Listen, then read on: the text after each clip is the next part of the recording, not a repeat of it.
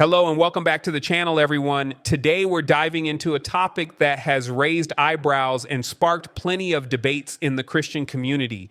We're talking about Joni Lamb, the president of Daystar Television Network, and the shocking revelations about her salary after the passing of her husband, Marcus Lamb. Now, this isn't just about money. No, it's about transparency, leadership, and accountability within a Christian organization that has garnered immense financial support from its viewers.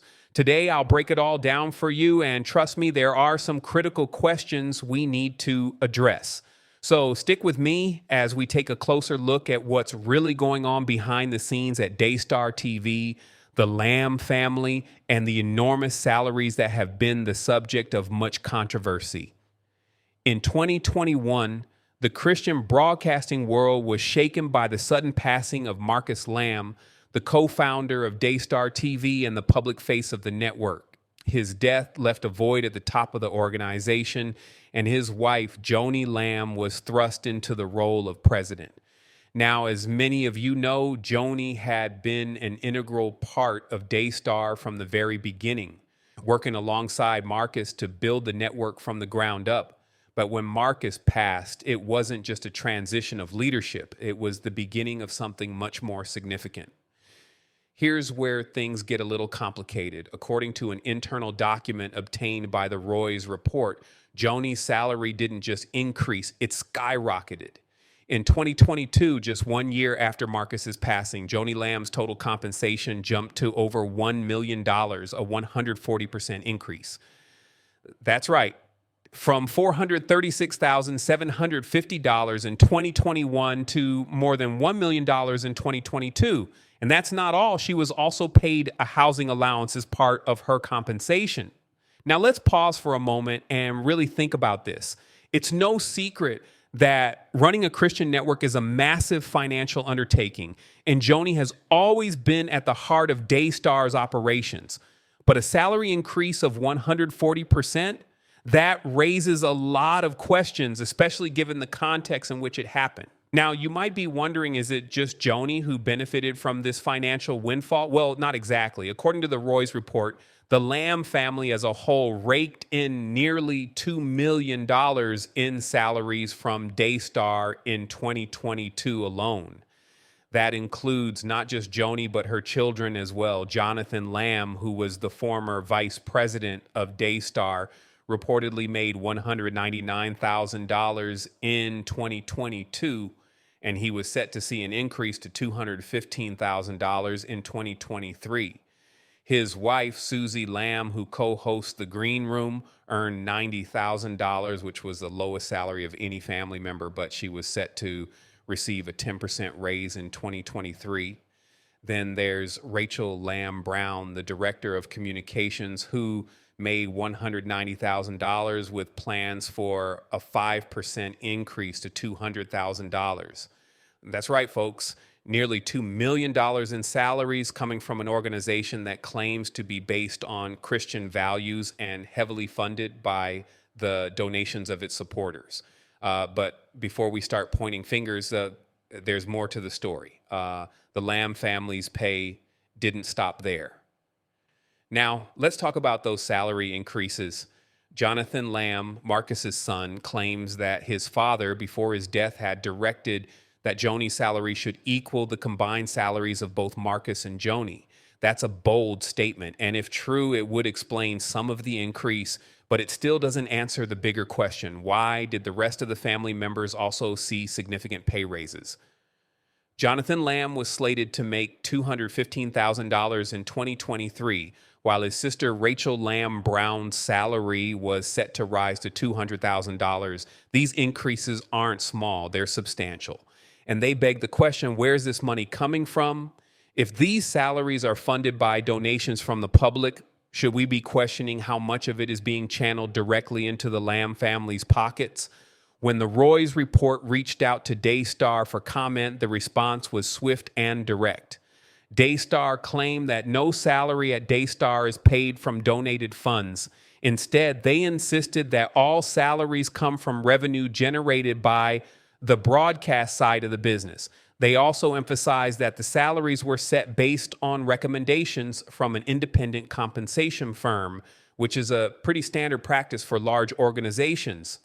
But hold on, there's a catch. Jonathan Lamb fired back, stating that Daystar's claim about the salaries being less than 7 figures is false. He insists that Joni's total compensation was verified and it exceeded $1 million. So, who's telling the truth here?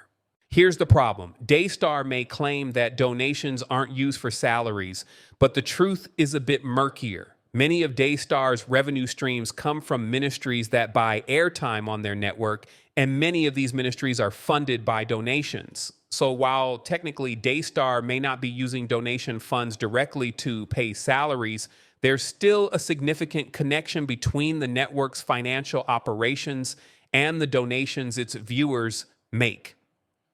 Let's shift gears a bit because there's another element to this story that needs to be addressed. Doug Weiss, Joni's new husband, who married her after Marcus's passing, has also become embroiled in this controversy. According to Jonathan Lamb, as soon as Doug Weiss married Joni, he began receiving a 6-figure salary from Daystar, his official title, consultant. Now, I don't know about you, but when I hear the word consultant, I start asking questions. What kind of consulting work was Doug Weiss doing for Daystar? Was he really providing value to the organization? And why does someone with a consultant title warrant a 6-figure salary? Now, this brings us to the real issue at hand: financial transparency and accountability. Jonathan Lamb, in his public statements, has been vocal about his support for transparency, specifically calling out Daystar for not filing a 990 tax form like other nonprofits. For those of you who don't know, the 990 form is a financial disclosure form that nonprofit organizations are required to file with the IRS. It provides a detailed breakdown of an organization's income, expenses, and executive compensation. When Jonathan Lamb requested access to Daystar's payroll system to review his mother's and stepfather's salaries, he was blocked.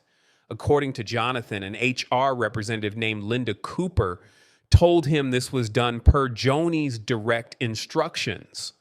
So if everything is above board, why the secrecy? Why wouldn't Daystar be open to sharing this information, especially with a family member who was once so closely involved with the network? Jonathan's point here is simple. If Daystar were more transparent about its finances, it would have to disclose the salaries of its highest paid employees, including Joni Lamb, and that would force the network to be more open about how donor money is being used.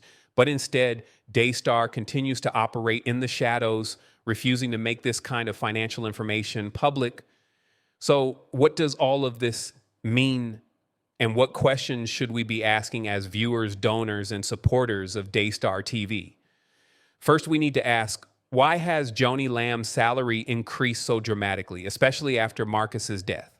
Second, are we comfortable with the Lamb family benefiting from millions in salaries, especially when much of the revenue may be indirectly tied to donations? And third, why isn't Daystar more transparent with its financials? Shouldn't we, as supporters of Christian broadcasting, be demanding more accountability? At the end of the day, this isn't just about money, it's about trust. Trust that Daystar is operating ethically and transparently. Trust that the money its viewers donate is being used responsibly. And trust that the leadership at the top isn't taking advantage of its position for personal gain. As of now, many of these questions remain unanswered. And until we get some honest answers, we should be cautious about where we place our trust and our money. Let me know your thoughts in the comments below. Do you think Joni Lamb's salary is justified, or is there something more going on here? Don't forget to like, subscribe, and hit that notification bell for more videos like this. Thanks for watching.